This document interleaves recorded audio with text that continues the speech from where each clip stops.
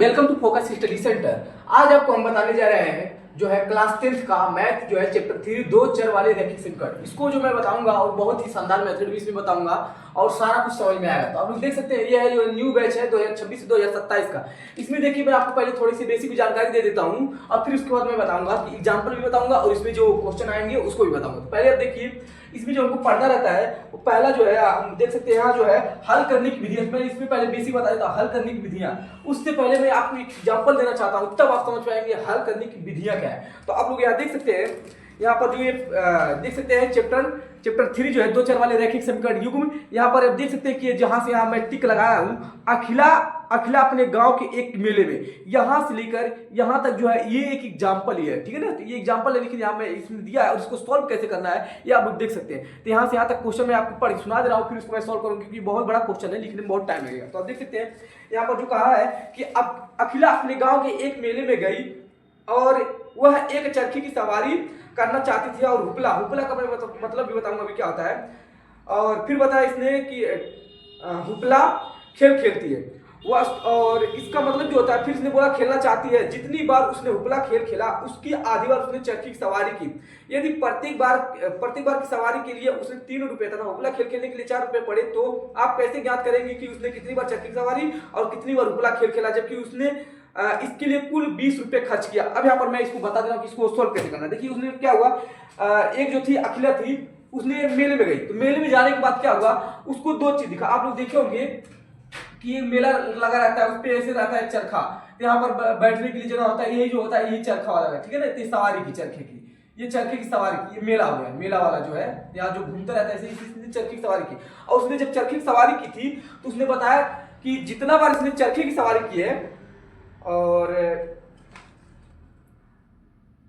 कह रहा जितना बार इसने चरखे की सवारी की है उससे आधी बार हुपला खेल खेला है, ठीक है ना। अब हुपला खेल मैं बता देता हूँ। मान लीजिए यहाँ पर ऐसे कुछ मटेरियल रखे हुए हैं, ठीक है ना, यहाँ पर कुछ ऐसे मटेरियल रखे हुए हैं और यहाँ पर क्या होता है हुपला खेल के इतना बड़ा ऐसे क्या होता है एक सर्कल होता है। यहाँ से क्या होता है कोई खड़ा होकर क्या करता है यहाँ पर अपने हाथ से फेंकता है। अगर इस पे चरखा एकदम पूरा बिना टच हुई इस पे पड़ जाता है तो वो सामान उसको आ जाता है, इसी को बोलते हैं हुपला खेल। तो ये चरखा हो गया ये हुपला खेल हो गया, ठीक है ना। अब इसमें बताना है कि इस दोनों खेल खेलने के लिए उसने 20 रुपए खर्च किया। तो बताना है कितने बार उसने चरखा की सवारी की कितने बार उसने हुपला खेल किया ये आपको बताना है। तो चलिए देखते हैं कैसे सोल्व करना है इसको। तो देखिए माना मैंने अखिला ने 1 बार चरखी की सवारी की, लिख देते हैं यहाँ पर माना ये मैं यहाँ सॉल्यूशन कर रहा हूं, क्वेश्चन वहां से देख के आपको लिख देना है, ठीक है ना। अखिला से लेकर 20 रुपए तक है। माना अखिला ने क्वेश्चन आप देख लीजिएगा बुक से। माना अखिला ने यक्स बार जो है उसने चरखी की सवारी की, चरखी की सवारी की तथा वाई बार हुपला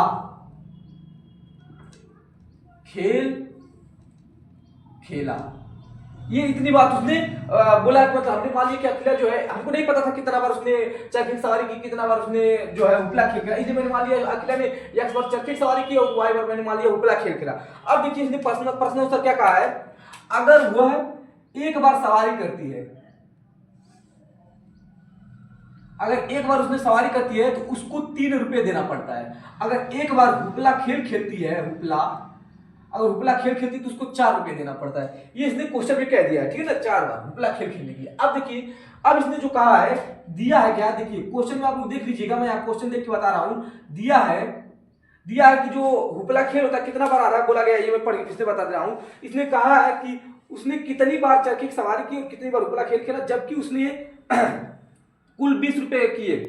और यहाँ पर आधा जो बोला है जितनी बार उसने हुपला खेल खेला उससे आधी बार उसने चरखी की सवारी की। हुपला खेल जितनी बार खेलेगी, मान लीजिए अगर हुपला खेल उसने अगर वाई बार खेला, हुपला खेल देखिए मैंने हुपला खेल को वाई माना, तो हुपला खेल अगर जो है अगर वाई बार खेली है तो उसने क्या किया जितनी बार हुपला खेल खेली होगी उससे आधी उसने क्या की होगी। तो ये मान लीजिए चरखी की सवारी की है तो कह रहा हुपला खेल जितनी बार खेली है उससे आधी बार जो है उसका हुपला खेल का मतलब ये हो गया वाई और चरखा जो सवारी की थी वो एक्स है। तो आप ही बताइए जितना बार उसने क्या किया, जितना बार उसने सवारी की चरखे की सवारी की उससे उसी का आधा जब दे देंगे तभी ना उसका आधा जो होगा उसका पता चलेगा हुपला खेल। तो उसी तो बोला है कि जितना बार उसने चरखे की सवारी की उससे आधी बार उसने उपला खेल खेला। तो ये चरखी की सवारी मान लीजिए पूरा पूरा खेली है, तो जब तक हम इसमें 2 से भाग नहीं देंगे तब तक इसका आधा कैसे होगा। इसलिए बोलिए चरखी की सवारी में हमने 2 से भाग दिया, इसका मतलब उसने उतना बार क्या हुआ, आधी बार उसने उपला खेल खेला है। अब देखिए यहाँ से क्या होगा, यहाँ से अगर क्रॉस मल्टीप्लाई करें तो x इक्वल टू हो जाएगा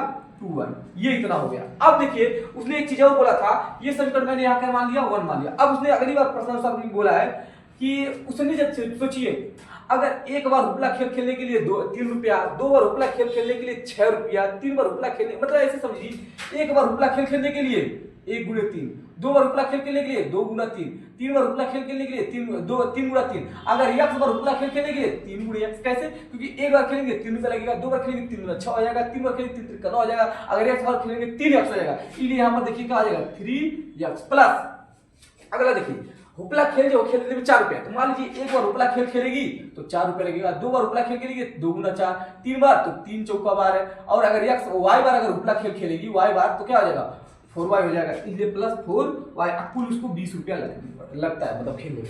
ये जो हो गया प्रश्न अनुसार हो गया, मैं लिख देता हूं प्रश्न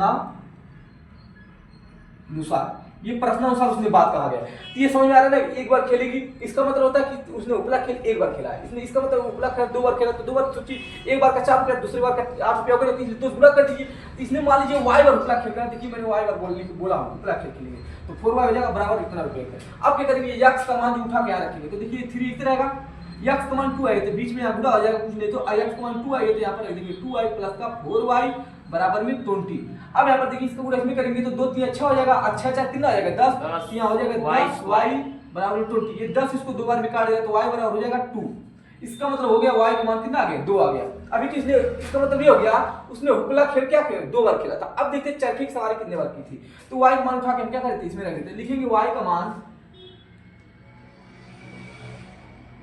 समीकरण 1 में रखने पर, तो समीकरण 1 में रखने पर देखिए क्या होगा, यहाँ पर रखिए समीकरण में तो x ऐसे रहेगा, यहाँ पर 2 ऐसे हो जाएगा, y की जगह कितना रखना है 2, तो यहाँ गुणे 2 हो जाएगा, तो यह सवाल कितना आ गया 4। इसका मतलब ये हुआ कि उसने अगर उपला खेल 2 बार खेला तो चरखी की सवारी कितने बार की है 4 बार। अब देखिए एक बार उपला खेल खेलने के लिए 4 रुपया लगता है, 2 बार 8 रुपया लगेगी नहीं, 2 बार खेलेगी, एक बार अगर एक बार का 4 रुपया लग रहा है तो उसने 2 बार खेला तो 2 चौका 8 हो जाएगा।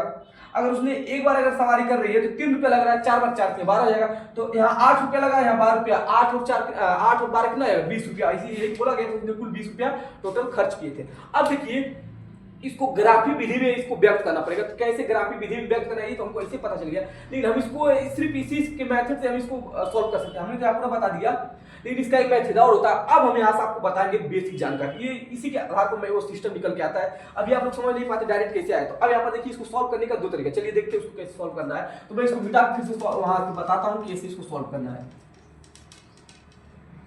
अब देखिए यहाँ पर इसको हल करने की विधियां, हल करने की विधियां।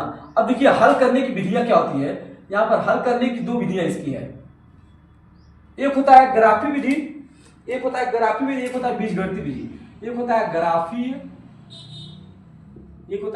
विधि और दूसरा होता है बीजगणितीय।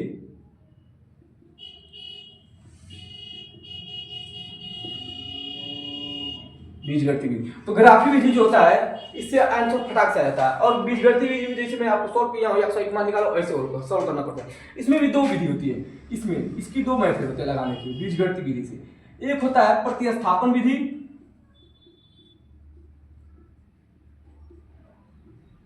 और दूसरा होता है विलोपन विधि।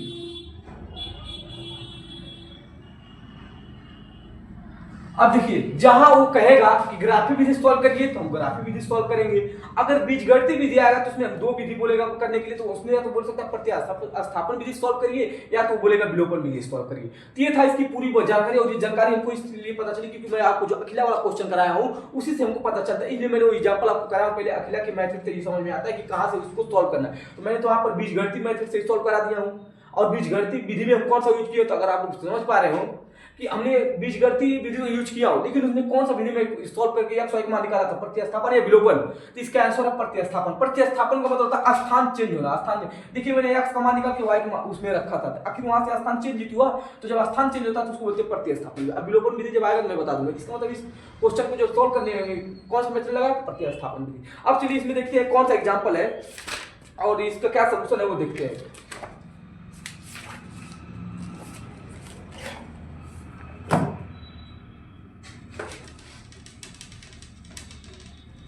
अब हम लोग पढ़ेंगे क्या 3.1 प्रश्नावली। तो ऐसे लिख देते हैं, छोड़ देते हैं, पहले प्रश्नावली नहीं देखते। इसके देखते हैं कि कितने एग्जांपल दिए हुए हैं बुक में, ठीक है ना। आपको एग्जांपल मैं दिखा दे रहा हूं। एग्जांपल जो है इसका कह रहा है कि ग्राफी द्वारा जांच कीजिए कि समीकरण युग्म इसको और बताना है संगत है या यदि ऐसा है तो ग्राफ द्वारा हल कीजिए। अगर ये संगत है तो ग्राफ द्वारा हल कीजिए। तो देखिए ये एग्जाम्पल जो दिया हुआ है, इस एग्जाम्पल को समझने से पहले मैं आपको थोड़ी जानकारी और देना चाहता हूं। चलिए देखते हैं उसको। तो आपको मैं इस सवाल को सॉल्व कराऊंगा, लेकिन उससे पहले आपको एक क्वेश्चन दिखा दूं। यहाँ पर जो दिया है 3.1 निम्नलिखित समस्याओं में रैखिक समीकरणों को बनाइए और ग्राफी विधि से इसको हल कीजिए। तो चलिए मैं इसको सॉल्व करता हूं, लेकिन मुझे ये लगता है कि पहले मैं आपको सवाल ना सॉल्व करा के एग्जाम्पल कराऊं। तो एग्जाम्पल देखिए फर्स्ट क्या कहता है, एग्जाम्पल फर्स्ट। चलिए एग्जाम्पल फर्स्ट को इसको देखते हैं कैसे सॉल्व करना है।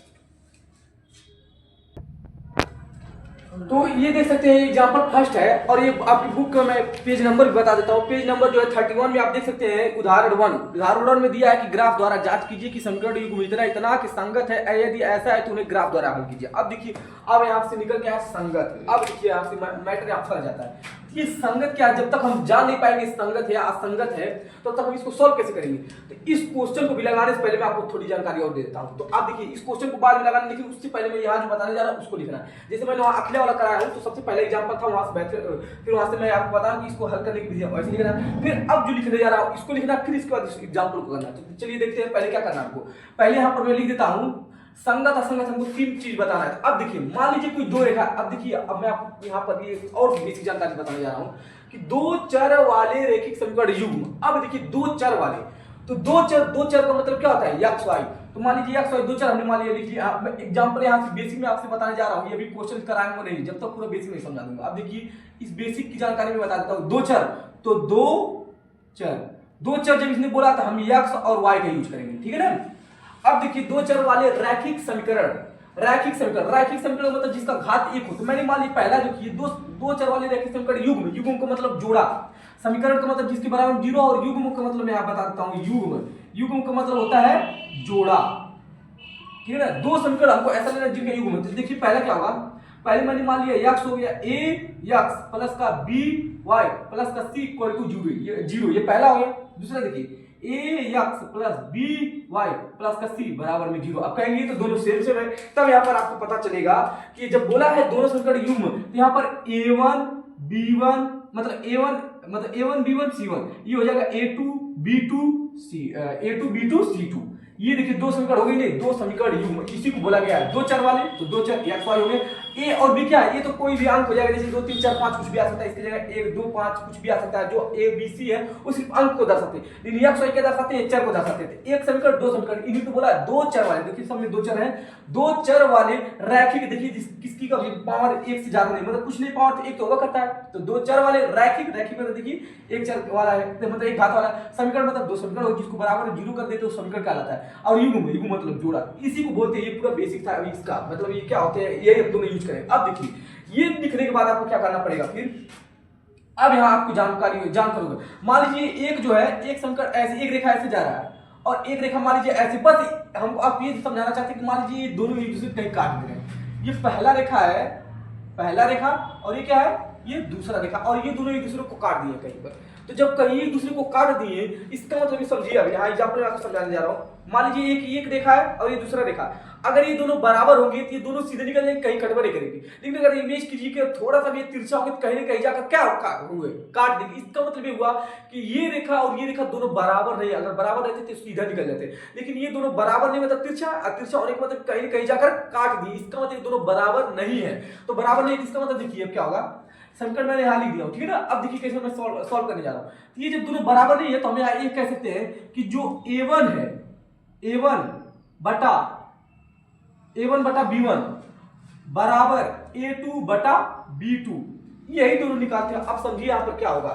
अगर मान लीजिए मैंने A1 का मान निकाला, ठीक है ना, और B1 A1 अपान A2 होता है, गलत लिया, A1 अपान A2 और यहाँ हो गया B1 अपान B2। अब सोचिए अगर ये दोनों बराबर है A1 अपान B2 और B1 अपान B2 बराबर है, तब तो ये दोनों कहीं कटवा नहीं करेंगे, लेकिन यहाँ तो ये दोनों काट रहे हैं, इसका मतलब ये दोनों बराबर नहीं है। बराबर नहीं होने के कारण कैसे दर्शाया था, ऐसे दोनों काट देते, मतलब ये बराबर नहीं है। इसका मतलब ये हो कि ये वाली रेखा और ये वाली रेखा बराबर नहीं है, तभी तो काट रहे हैं। जब एक दूसरे को जब काटते हैं तो इसी को बोला था प्रतिच्छेदी रेखा, प्रतिच्छेदी रेखा। पहला बात आपको पता चल गया, दोनों रेखाएं बराबर नहीं होती, कहीं कहीं जाकर काटती है, और जब कहीं कहीं जाकर काटती है A1 अपान A2 B1 अपान B2 कहीं बराबर नहीं होती। जब यही दोनों बराबर नहीं है तो हम C1 अपान C2 को क्यों निकालें, क्योंकि आपको तीन कंडीशन निकालना रहता है, A1 अपान A2 B1 अपान B2 C1 अपान C2। जब यही दोनों बराबर नहीं है तो आगे चेक नहीं करते, ये इसका मेथड और ट्रिक भी है। अगर मान लीजिए कहीं भी आपको पता करना है कि A1 अपान A2 निकाल दिया, B1 अपान B2 निकाल दिया, C1 अपान C2 निकाल, थोड़ा टाइम आपका चला जाएगा। लेकिन अगर A1 अपान A2 B1 अपान B2 दोनों जब यही दोनों बराबर नहीं है तो आगे निकालने की जरूरत नहीं होती है। इसलिए हम ये जान लेते हैं कि जब ये दोनों बराबर नहीं तो प्रतिच्छेद रेखा, मतलब कहीं कहीं काटेंगे, ये दोनों बराबर नहीं है, दोनों बराबर नहीं है, बराबर नहीं होने का मतलब कहीं ना कहीं काटेंगे, ठीक है ना, ये मतलब है। अब यहाँ पर देखिए जब बराबर है कहीं कहीं अगर ये काटे, अगर कहीं ना कहीं काटे तो इसको बोला जाता है संगत, संगत है। मतलब अगर कहीं ना कहीं अगर ये काट देगा तो हम इसको बोल देंगे ये संगत निकाय है, ठीक है ना, संगत निकाय लिख रहा हूं, संगत निकाय है, संगत निकाय। जब कहीं ना कहीं काट देगा तो इसको बोलेंगे संगत निकाय। अब दूसरा देखिए, ये जो है ये प्रतिच्छेदी रेखा एक ही बार कहीं ना कहीं जाकर काटेगी, दो बार नहीं टेढ़ मेढ़ करके काट पाएगी। इसका मतलब एक बार जब काटी तो इसी को बोला जाता है अद्वितीय हल, अद्वितीय हल बोला जाता है। अब देखिए यहाँ पर इतनी जानकारी मैं जो दिया हूं आपको ये बहुत जरूरी है। पहला नंबर ये बताया दोनों बराबर नहीं है तो प्रतिच्छेदी रेखा, और जब एक ही हल का होगा करेगा एक बार काटेंगे तो अद्वितीय, द्वितीय मतलब दो, अद्वितीय मतलब एक, यानी एक का हल होता है इसका। दूसरा तीसरा बात है संगत रेखा, कहीं ना कहीं अगर ये दूसरे को काट दे तो उसी को संगत बोला था। अब यही क्वेश्चन में समझ में आ गया संगत, लेकिन मैं आपको पूरा सारी बातें यहाँ बताऊंगा। अब दूसरा देखिए, अब मान लीजिए कि ये एक रेखा गई और ये रेखा गई, ये पहला रेखा है और ये दूसरा रेखा है। अब जब ये दूसरी रेखा दोनों एक दूसरे के समांतर है, मतलब ये कहीं एक दूसरे को कटवा नहीं करेंगे। अब देखिए जब कहीं एक दूसरे को कटवा नहीं करेंगे तो हम क्या निकालेंगे, A1 अपान A2 बराबर है B1 अपान B2 बराबर है C1 अपान C2। अब बताइए जब A1 अपान A2 B1 अपान B2 बराबर आ गया तो C1 अपान C2 भी निकालते हैं। जब ये दोनों बराबर हो जाते हैं तब बस C1 अपान C2 निकालते हैं, और जब ये दोनों बराबर नहीं तो निकालते नहीं। तो हमको A1 अपान A2 B1 अपान B2 C1 अपान C2 जब ये दोनों निकल जाते हैं तो अब देखिए जब ये दोनों एक दूसरे कर दिए, अगर ये तो आप समझिए ये कैसे हो सकता है, जब ये सब बराबर कैसे आ गए, इसको क्या बोला जाएगा। मान लीजिए एक रेखा है, इसी रेखा के ऊपर एकदम सटता हुआ जाए, एकदम इसी चिपक के जाएगा तो उसी बोलते हैं संपाती रेखा। तो संपाती रेखा देखिए क्या बोलेंगे, ये जो है मैं अब आपको समझाऊंगा। ये जो है देखिए ये एक रेखा है, ये एक रेखा वन, इसी के ऊपर से मैं थोड़ा इमेज करिएगा, इसी के ऊपर से एक दूसरी रेखा ऐसे गई है, एक दूसरी रेखा एकदम इसको टच करते हुए गई है।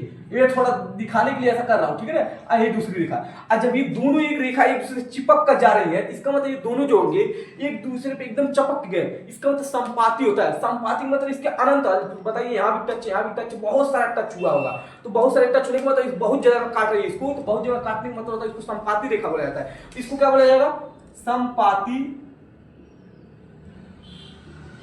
रेखा। देखिए मैं समांतर यूज कर दिया हूं, समांतर नहीं होगा क्योंकि दूसरे एक दूसरे को काटते हुए सटते हुए जा रही है, तो समांतर नहीं, वो संपाती रेखा। संपाती मतलब वो उनके अनंत होने होंगे, जहां जहां टच करिए, बताइए कितना जगह टच करिए, ये इसके अनंत हो गए, इसको बोलता है संपाती रेखा।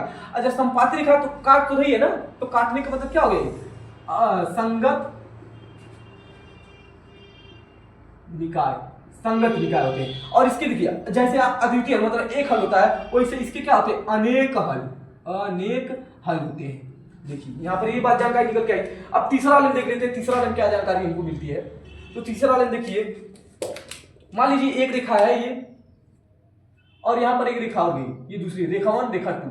अब जब दोनों एक दूसरे के समांतर है तो कहीं काटेंगे, कहीं नहीं काटेंगे। और जब कहीं नहीं काटेंगे तो हम कह सकते हैं कि A1 अपान A2 ये बराबर है B1 अपान B2, और ये बराबर नहीं होगा C1 अपान C2 के, ये बराबर नहीं होगा। ये कंडीशन होता है इसका, ये आपको जानकारी ध्यान रखिए, क्योंकि बहुत लोग कंफ्यूज होते हैं, कहते हैं कि समांतर रेखा तो सब समान होना चाहिए।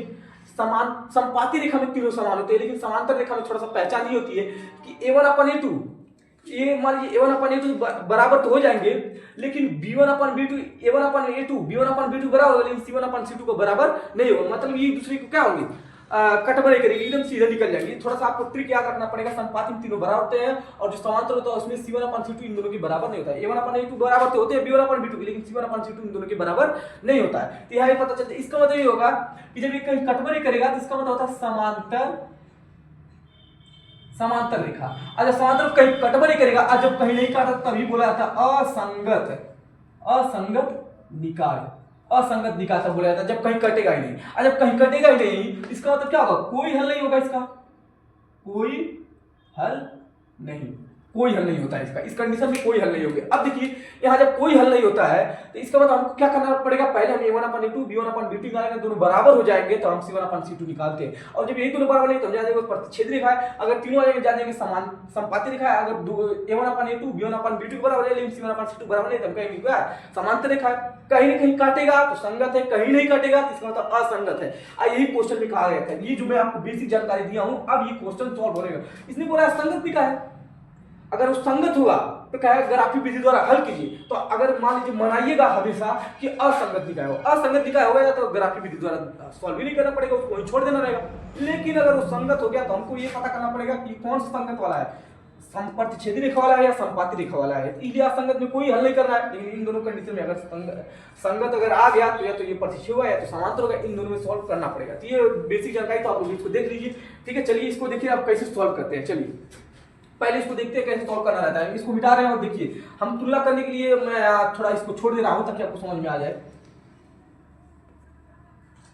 देखिए ये जो है मैं यहाँ पर ऐसे सॉल्व यहाँ पर कर रहा हूं ताकि ये मैं दिखाने के लिए आपको। देखिए ये वाला जो है यहाँ मैं बताया था x के आगे वाला अगर कुछ नहीं है तो इसका मतलब ये a1 का मान यहाँ दिखा जाएगा, समीकरण 1 से लिखा जाएगा। समीकरण इसको 1 मान लीजिएगा, इसको 2 मान लीजिएगा। समीकरण 1 से समीकरण 1 में तो देखिएगा यहाँ पर जो है a1 b1 c1, समीकरण 1 में a1 b1 c1 होता है। तो जब a1 के अगमा कुछ है ही नहीं, x के अगमा कुछ है ही नहीं तो 1 मानते हैं, इसका मतलब a का मान कितना आ गया 1, a1 का मान आया है। फिर आगे देखिए समीकरण 1 में y के अगमा वाला b होता है, इसका मतलब b1 का मान कितना है 3 है। अब देखिए अब c1 का मान देखिए जब इधर रहा था c1, लेकिन ये तो उधर है, इधर जब उठ के आएगा तो -6 हो जाएगा, इसलिए इसका मान -6 हो जाएगा। ये समीकरण 1 से पता चला। चलिए अब देखते हैं समीकरण 2। अभी पता चल जाएगा क्यों ऐसा निकालना पड़ रहा है। तो अब देखिए समीकरण 2 ये है, तो यहाँ से a2 का मान निकलेगा, b2 का मान निकलेगा और c2 का मान निकलेगा। चलिए देखते हैं अब इस वाले मान जाएंगे। ये हो गया, देखिए x के आगे वाला कौन होता है a1, तो ये 2 हो गया। y के आगे वाला कौन होता है 3, तो 3 होगा, लेकिन वो माइनस है तो माइनस लगाना पड़ेगा। ये जब इधर उठ के आएगा हमेशा इधर ला के लिख लेते हैं, तो 12 जब इधर अगर -12 हो जाएगा तो इसका मान -12 आ गया। अब चलिए a1/a2 b1/b2 चेक करते हैं। तो पहले निकालेंगे a1/a2, तो a1/a2 निकालिए, a1 का मान 1 है और a2 का मान 2 है। फिर चलिए b1/b2 निकालते हैं, b1/b2, तो b1/b2 b1 का मान देखिए 3 है और c1 इसका मान -3 है। ये दोनों देखिए इसको काट देंगे, 3 का नाम 3 आएगा, लेकिन वो माइनस, ये दोनों बराबर है नहीं बराबर है, ये बराबर ही नहीं आए। मैं यहाँ लिख दे रहा हूँ, तो लिखेंगे चूंकि a1/a2 not equal to b1/b2। जब ये कंडीशन जब आ गई दोनों बराबर, इसका मतलब कहीं ना कहीं काटे होंगे, क्योंकि बराबर नहीं तो कहीं ना कहीं जाकर काटे होंगे, इसका मतलब क्या होगा संगत होगा। अतः यह अब कहीं कहीं बराबर है, जब ये बराबर है इसका मतलब प्रतिच्छेदी, अतः यह प्रतिच्छेदी रेखा है, इसलिए संगत निकाय होगा। ये संगत निकाय होगा। अब जब संगत निकाय है तो बोला था संगत निकाय तो ग्राफिक विधि द्वारा इसको सॉल्व करिए। अब यहाँ तक आप लोग देख लीजिएगा, अब इसको हमको सॉल्व करना पड़ेगा। कैसे सॉल्व करना होगा ये आप लोग यहाँ से यहाँ तक लिख लीजिए। अब इसको सॉल्व करने का तरीका देखिए, ग्राफिक विधि से कैसे सॉल्व करना है। तो मैं इसको इरेज कर रहा हूँ, अब मैं आपको दिखा रहा हूँ इसको, ये यहाँ तक लिखना पड़ेगा, ये पूरा आपको लिखना पड़ेगा। अब उसके नीचे इसका ग्राफ बनाना पड़ेगा, क्योंकि संगत निकाय। चलिए देखते हैं कैसे ग्राफ बनेगा। अब देखिए ग्राफ बनाने का तरीका क्या होता है, यहां से क्या करते हैं हम इन दोनों समीकरणों को सॉल्व करते हैं, ठीक है ना। और इन दोनों समीकरणों को सॉल्व करने के बाद हम क्या करते हैं मान निकाल लेते हैं। देखिए क्या करेंगे, समीकरण 1 से समीकरण 1 से। समीकरण 1 क्या है, x प्लस 3y बराबर में 6। x का मान निकालेंगे, ये 3 उधर जाएगा तो 6 माइनस का 3y। बहुत ही आसान तरीका और शानदार मेथड बताऊंगा। अब यहाँ पर देखिए क्या करना पड़ेगा, यहाँ पर ऐसे बॉक्स बनाना पड़ेगा,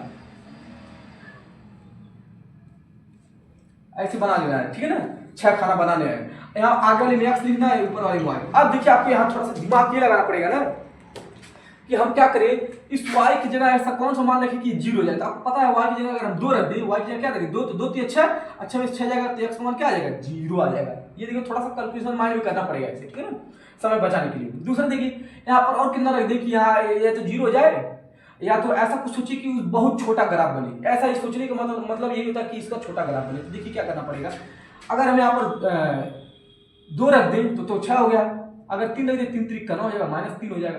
अगर मान लीजिए अगर y की जगह 1 रख देता हूँ, y की जगह 1 तो 3 1 3 यानी 6 में से 3 जाएगा तो 3 अभी यहाँ बच जाएगा, ठीक है ना, ये आ जाएगा। अब देखिए इसका ग्राफ कैसे बनाना है, तो अब यहाँ पर मैं बता दे रहा हूँ, किसी ग्राफ नहीं बनाऊंगा, ठीक है ना। अब देखिए ये जो हो गया, ऐसे आपको ग्राफ बनाना पड़ेगा। y ऊपर होता है, ये x होता है, ये y डैश होता है, ये x डैश होता है। अब देखिए x पे 0, तो आपको जहां ये दोनों काटते हैं 0 का 0 वाला होता है, ठीक है ना। अब देखिए y 0 हो गया, x पे 0 चले गया, y पे 2 जाना है, प्लस वाला में तो 1 और ये 2, तो ये 2 पॉइंट पे आ गए। फिर x पे 3 जाना है, तो मान लीजिए यहाँ 1 हो गया, 2 हो गया, 3 हो गया। आपको ग्राफ खरीदना पड़ेगा, ये तो मैं बिना ग्राफ बना रहा हूँ। अब देखिए तो यहाँ पर हम हो गए ना। अब देखिए क्या करना पड़ता, यहाँ पर x वाली लाइन पे 0 जाना था, 0 चले गए, y वाली लाइन पे तो ऊपर 2 जाना था, 2 चले गए, x वाले 3 जाना था, इन y वाले पे 1 जाना, तो y वाले पे 1 कहाँ जाएगा, यहाँ आ जाएगा। अब चलिए इसका देखते हैं, इसका ग्राफी निरूपण विधि देखते हैं कैसे होगा। तो ये क्या था, ये अभी यहाँ तक आ गया, और यहाँ देखिए ये यहीं पर हो गया, और ये पॉइंट 1 यहाँ पर आया, तो 0 वाला यहीं सिमट गया, और ये वाला जो आया ये इसको ऐसे मिला देंगे, ठीक है ना। अब कहेंगे ऐसे क्यों मिला है, तो आपको पता है कि जब ये 2 और 3 यहाँ पर मिले, इसका तो ये लाइन तो ये रेखा यही मिल गया, ये रेखा मिल गई, लेकिन 2 और 3 को जब मिलाएंगे तो ये यहाँ ऐसे मिल जाएगा। तो ये अभी एक पॉइंट था, ये समीकरण 1 था, ये समीकरण 1 की चीज था। अब देखते हैं इसका समीकरण 2 से क्या होगा। तो समीकरण 2 से क्या करना पड़ेगा, अब लिखेंगे समीकरण 2 से, समीकरण 2 से देखिए ये यहाँ से क्या करना पड़ेगा, यहाँ से किसी का मान निकालिए। तो देखिए जिसका गुणांक कम होता है, जैसे x स्क्वायर, x का गुणांक 2 है, कम है, इसी का मान निकाल लीजिए। तो यहाँ 2x माइनस का 3y बराबर में 12। ये देखिए ये उधर उठ के जाएगा, तो ये 2x बराबर ये उधर जाएगा, तो 12 तो पहले से था, और ये उधर जाएगा प्लस 3y हो जाएगा। यहाँ से x का मान निकालेंगे, 2 कहाँ जाएगा नीचे, तो हो जाएगा 12 प्लस का 3y बटे में 2। अब यहाँ देखिए, अब यहाँ पर फिर ऐसे बॉक्स बनाना पड़ेगा, और जब बॉक्स बनाएंगे तो यहाँ आपको थोड़ा सा ध्यान ही रखना होगा, ऐसा कौन सा मान रखे y का कि इसमें गुणा करके इसमें से जोड़े या घटाएं, और फिर 2 से भाग भी चला जाए, क्योंकि डेसिमल में नहीं आना चाहिए। चलिए देखते हैं इसको। अगर यहाँ पर मान लीजिए मैं कितना रख दूं, अगर यहाँ पर माइनस का 4 रख देता हूँ, ये x है और ये y है। अगर मैं मान लीजिए माइनस का 4 यहाँ रखा, कैसे रखा, माइनस का 4 यहाँ रख देंगे तो माइनस 4 12, तो माइनस 12 में से 12 आ जाएगा 0, और दूसरे 0 भाग देंगे 0 हो जाएगा। इसका मतलब y का मान -4 रखने पर x का मान 0 आ गया। पहले 0 बनाने की कोशिश करते हैं, ठीक है ना। अब देखते हैं दूसरा।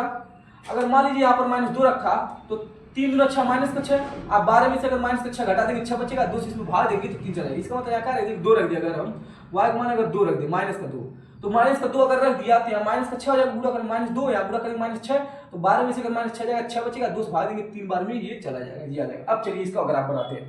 तो देखिए इसका ग्राफ बनाने से ये क्या होगा, ये x वाले 0 चले गए, y वाले 4 जाना, तो y वाले 4 जाने का मतलब माइनस में जाना है, 1 2 3 4, 3 -4 हो गया। फिर चलिए देखते हैं आगे। अगला है x पे 3 जाना, तो 3 यहीं पर आ गया। फिर y पे -2 जाना, तो y -2 का मतलब 1 और ये 2 आ गया, ये आ गया माइनस का, यहीं पर लिख रहा हूँ -2 आ गया। अब देखिए यहाँ पर जो आया और 3 यहीं पर आ गया, तो ये जो होगा 0 और 4 एक मिल गए, और 3 और 2 जब मिलाएंगे तो 3 और 2 कहाँ मिलेंगे, ऐसे मिलेंगे, क्योंकि देखो 0 और 4 तो इसी में मिल गए, इसीलिए रेखा मिल गया। लेकिन 3 और 2 जब मिलाएंगे 3 2 तो यहाँ पे मिलेंगे, इसका मतलब इसका ग्राफ ऐसे बनेगा। ये हो गया आपका ग्राफ, ऐसे ही बनाना है, और आपको ग्राफ की विधि द्वारा इसको सॉल्व करना है। तो आप लोग इसको अच्छे से देख लीजिए। अब नेक्स्ट क्वेश्चन देखते हैं। यहाँ पर देखिए जो ग्राफ था, थोड़ा मिस्टेक हो गया है, इस ग्राफ को मैं फिर से बनाने की कोशिश कर रहा हूँ। देखिए फिर से ग्राफ में मिस्टेक हो गया है, तो यहाँ पर देखिए इस बार जो है ज्यामिति विधि द्वारा मैं बताऊंगा। ये जो है ग्राफ है, ठीक है ना। यहाँ पर ऊपर वाला y होता है, ये x होता है, ये y डैश होता है, और ये x डैश होता है। अब देखिए इसको सॉल्व कैसे करेंगे। यहाँ पर देखिए ये तो मैं आपको बताया हूँ कि 0, होता है।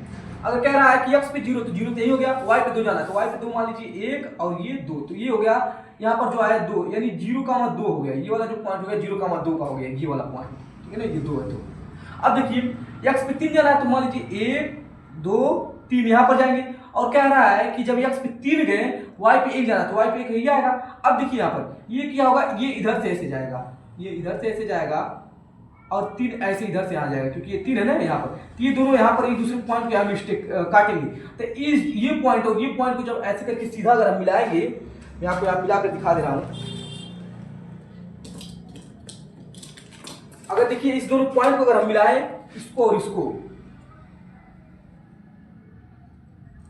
इन दोनों को ऐसे अगर हम इनको मिलाना है, ये ऐसे मिला देना है, ठीक है ना, मिलाने के बाद। अब देखिए ये हो गया पहले रेखा का, ठीक है ना। अब दूसरे वाले देख लेते हैं। दूसरे वाले क्या कह रहा है कि x पे 0 ही हो गया, y पे 4, तो देखिए 1 2 3 4, ये माइनस का 4। अब देखिए माइनस था, ये y वाला नीचे आता है -4, तो ये 0,4 का एक पॉइंट हो गया, 0,-4 का एक पॉइंट हो गया, ये वाला पॉइंट। अब फिर देखिए अगले में x पे 3 जाना था, x पे 3 नहीं आ गया, और कह रहा है कि y पे 2 जाना है तो y पे 2 1 ये 2, ये माइनस का 2 आ गया। अब इधर से देखिए इधर से ऐसे मिला के जाना है ऐसे करके, और y पे ये जो है इसको 3 को ऐसे मिला के लाना है, ये दोनों जाकर यहाँ पर काटेंगे तो ये पॉइंट यहाँ मिलेगा। अब देखिए क्या करना पड़ेगा, यहाँ पर ये वाला एक पॉइंट यहाँ पर मिला, एक पॉइंट ये मिला था, इन दोनों को अगर हम ऐसे करके मिला दें, इन दोनों को ऐसे करके मिलाएंगे अगर हम, ये दोनों जाकर एक ही जगह काटेंगे। ये इसका ग्राफ होगा। ज्यामिति निरूपण जो है इससे गलत नहीं होता, उस बार मैं वैसे ही बना दिया था, ये गलत हो गया था। इस बार ज्यामिति निरूपण का मैंने उपयोग किया हूँ, जिससे क्या हो गया एकदम आंसर परफेक्ट है और ऐसे ही बनेगा।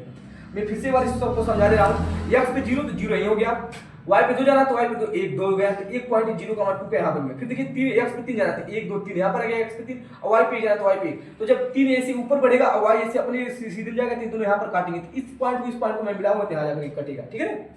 इससे कोई मतलब नहीं, के लिए इस रेखा को मिलाना है दोनों को, ये पॉइंट को। फिर ऐसे देखिए x पे 0 ही हो गया, y पे -4 तो -4 यहाँ पर आ गया, तो 0 का मान -4 आ गया ये रेखा। फिर देखिए x पे 3 तो x पे 3 ही आ गया, y पे -2 तो y पे -2, इसको यहाँ से और इसको यहाँ जब मिलाएंगे तो पॉइंट यहाँ मिलेगा, इस पॉइंट को मिलाएंगे तो ये चित्र ऐसे बन जाएगा, ठीक है ना। ये ऐसे था। चलिए नेक्स्ट इसका एग्जांपल देखते हैं। तो ये एग्जांपल फर्स्ट कंप्लीट हुआ, और ग्राफ आपको लोगों को आना चाहिए लगाने, नहीं तो गलत हो जाएगा, ठीक है ना। चलिए इसको सॉल्व करते हैं। अब एग्जांपल 2 मैं आपको दिखा देता हूँ, एग्जांपल 2 कैसे सॉल्व करना है।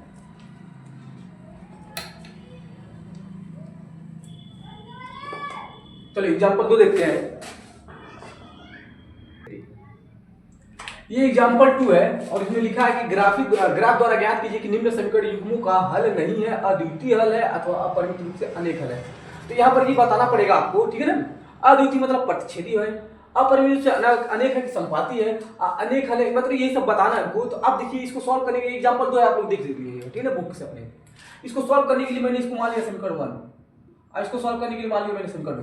अब देखिए ये तो समीकरण के रूप में है, लेकिन ये समीकरण के रूप में नहीं है, तो इसको हम समीकरण के रूप में बनाएंगे, ठीक है ना। तो देखिए यहाँ पर देखिए इस वाले समीकरण को हम यहाँ बना रहे हैं, ठीक है सही से। तो देखिए यहाँ पर इसको एलसीएम लेंगे, इसके बटे में 1 मान लेंगे, ठीक है ना। तो ये जब एलसीएम लेंगे तो 5 आएगा, और अब देखिए इसके 1 से इसमें भाग देंगे 5 बार में, तो 5 दिया 15 यक्स, यहाँ बीच में माइनस 5 से भाग देंगे एक बार में, 1 से अंगुड़ा करेंगे 24 वाई, प्लस इससे भाग देंगे एक बार में 1 से अंगुड़ा करेंगे 3 बराबर में 0।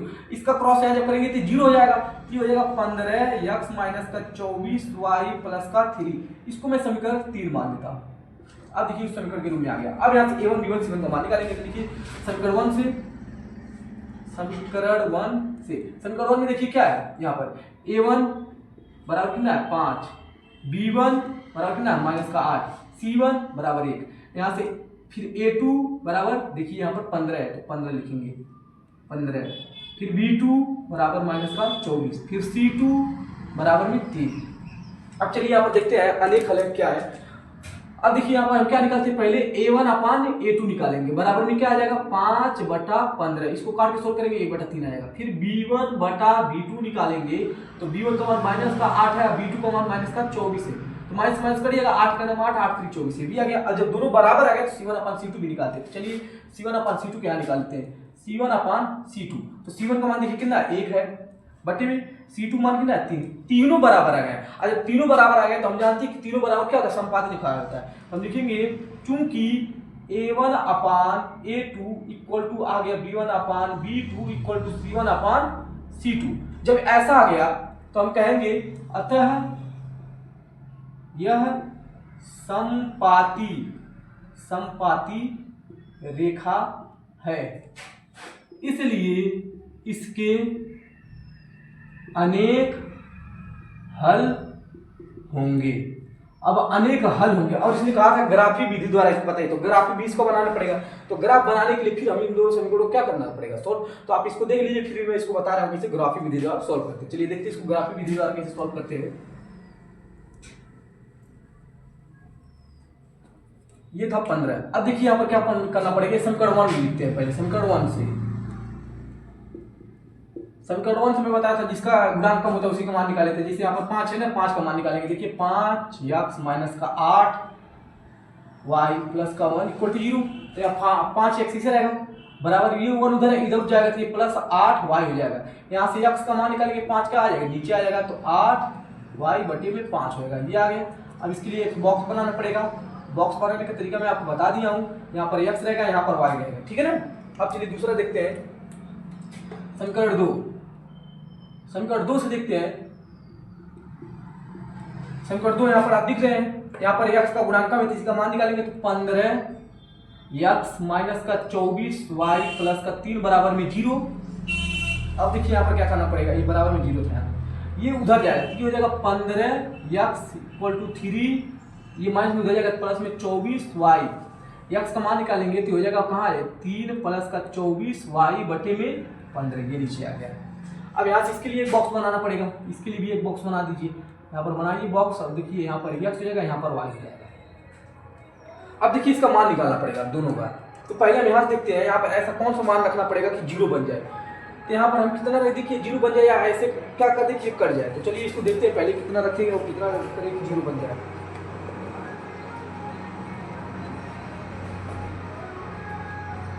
तो यहाँ पर हम अगर रख दें,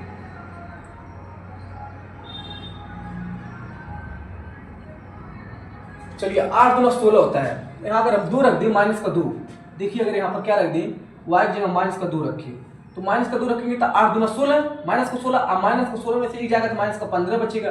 अब माइनस का 15 में अगर 5 भाग देंगे 3 आ जाएगा, यानी माइनस का 3 आ जाएगा। समझ में आया। फिर से देखिए, अगर यहाँ माइनस 2 रखते हैं तो माइनस 8 दूना 16, माइनस 16 में से एक जाएगा 15, तो 5 से भाग देंगे 5 या 15 हो जाएगा, ठीक है ना। अब दूसरा देखते हैं, और ऐसा क्या कर सकते हैं, अगर यहाँ 0 रखते हैं बटा 5, 1/5 तो बनेगा नहीं, इसको छोड़ देते हैं। फिर देखते हैं 3 रख दिया, अगर 3 तो 8 24 से 25, अब 25 में 5 भागेंगे 5 आ जाएगा, ये आ गया इसका, ठीक है ना। अब इसका देखते हैं, यहाँ पर देखिए इसको मैं एक लाइन सॉल्व करता हूँ। इन दोनों में 3 कॉमन है, 3 कॉमन ले लेते हैं। जब यहाँ 3 कॉमन लेंगे तो एक बचेगा प्लस का, यहाँ 3 8 24y बटे में 15, 3 से 3 बचे 15 आ जाएगा, 1 प्लस 8y अब बटे में 3 बचे 15, 3 इसको 5 बार में काट दिया। अब देखिए ये भी उसी सिर्फ से आगे नहीं। अब आप ही सोचिए, जब ये उतना आया, अब ये भी उतना आया, तो इसका मतलब इसको सॉल्व जो करेंगे तो यहाँ भी सेम वही करना पड़ेगा। माइनस, अगर यहाँ पर माइनस 2 रखेंगे, यहाँ पर माइनस 2, तो ये माइनस 3 ही आएगा। और यहाँ पर अगर हम देखिए, अगर यहाँ 5 रखेंगे तो इसका आंसर भी 3 आएगा, तभी तो समपाती है। अगर समपाती है तो अब देखिए इसका चित्र कैसे बनेगा। तो चित्र में यहाँ बना रहा हूँ, ये सॉल्व करके चित्र में आपको यहाँ जगह हमें बना दे रहा हूँ कैसे बनाना। देखिए अब देखिए, आपको पता है y है, ये x है, वो y डैश होता है, ये x डैश है। आपको समझ में आया, वैसे ही आंसर पता चल रहा है कि जब ये सेम आ गया, ये सेम आ गया, तो इसका मतलब वो रेखा उसी पे टच होते हुए जाएगी। चलिए देखते हैं, पहला वाला देखिए x माइनस 3 जाना है, तो x पे देखिए 1 2 3, तो माइनस का 3 आ गया। फिर देखिए y पे 2 जाना है, तो 1 2 माइनस का 2 जाना है। फिर देखिए अगर हम x पे 3 जाएंगे, प्लस वाले में 1 2 3, ये प्लस वाला 3 है, और y पे 5 जाना है, प्लस का 5, 1 2 3 4 5, ये 5 आ गया। अब थोड़ा देखिए, कह रहा है -3 -2, तो -3 और ये माइनस का 2, ऐसे मिलाएंगे, ऐसे करके मिलाना है आपको। तो एक पॉइंट यहाँ बना, तो ये बने जगह जो x का माइनस का 2, x आगे लिखते हैं, y और पीछे, ठीक है ना। दूसरा देखिए 3 और 5 को जो मिलाएंगे तो 5 इधर से ऐसे जाएगा और 3 ऐसे जाएगा, जब निरूपण विधि है, और ये हो जाएगा क्या, ये पॉइंट बना, ये बनेगा। देखिए x वाला पहले है, तो 3 और 5 हो गया। ये दोनों पॉइंट जो है, इन दोनों पॉइंट को करना पड़ेगा, ऐसे मिलाना पड़ेगा। तो इसको मैं मिला दे रहा हूँ,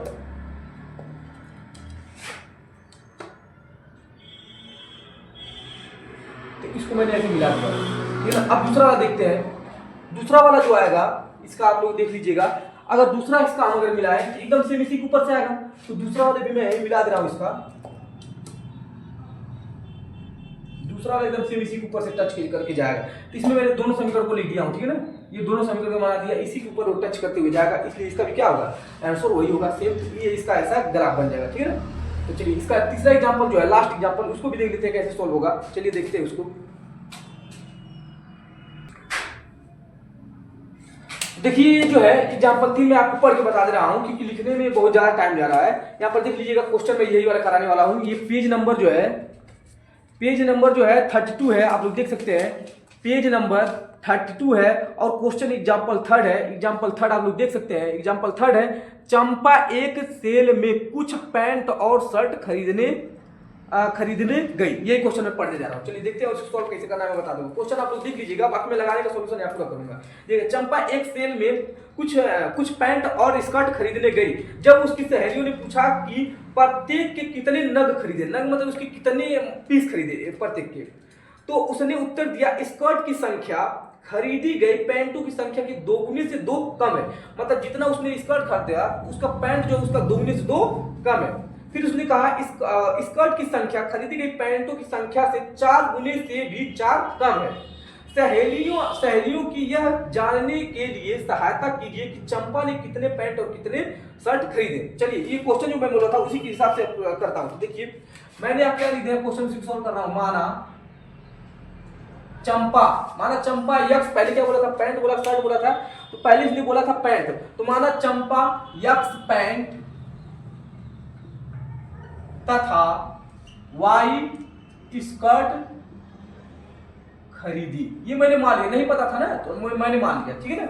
अब जब मान लिया हूं तब यहां पर देखिए उसने पहली लाइन में इसने कहा था कि स्कर्ट की संख्या को हमने वाई बनाया, स्कर्ट की संख्या, तो मैंने यहां लिख दे रहा हूं, पहले यहां पर पढ़ते चलूंगा और बताते भी चलूंगा।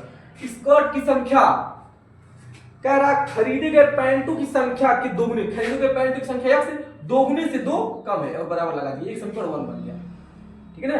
दूसरा देखिए इसमें कह रहा है, दूसरा ये कह रही है कि, और अगला कह रहा स्कर्ट की संख्या खरीदे गई पैंटों की संख्या, स्कर्ट की संख्या खरीदे गए पैंटों की संख्या के 4 गुने से 4 कम है।